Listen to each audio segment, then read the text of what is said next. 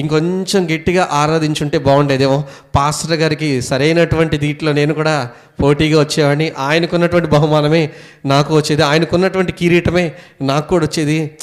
ఈ భూమి మీద ఇంకొంచెం బతుకుంటే బాగుండేదేమో, దేవుడు బహుమానం ఇస్తాడని తెలుసు కానీ ఎంత గొప్ప బహుమానం ఇస్తాడని తెలియదు. ఇప్పుడు ఈ మహిమ అంతటిని చూశాక తిరిగి ప్రభు నేను కిందకి వెళ్తాను, ఇంకొంచెం పెద్ద బహుమానం తీసుకోవడానికి నేను వస్తానే అంటే జరగని పని కదా. సరే, కనీసం భూమి మీద ఉన్నటువంటి భక్తులన్నా ఆ విధంగా జీవిస్తారో లేదో అని అనుకున్నాడంట. మరి ఈ దినమున మనమైనా మరి దేవుడిచ్చేటువంటి ప్రత్యక్షతను చూడక మునిపే దేవుడిచ్చేటువంటి బహుమానం గొప్పదని తలంచి సంతోషముతో మనం ఆ విధంగా స్తుతించగలిగితే ఎంత బాగుంటుంది.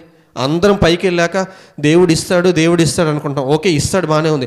కానీ దేవుడు ఇచ్చినటువంటి బహుమానం నీవు చూసిన తర్వాత అదేంటి నా పక్కవాడు ఎక్కువగా పొందుకున్నాడు, నేను చిన్నది పొందుకున్నాను అనేటువంటి సందేహము, బాధ నీ మనసులో రాకూడదా అంటే కనుక ఈ దినమున మనపూర్వకంగా నీవు దేవుని స్తుతి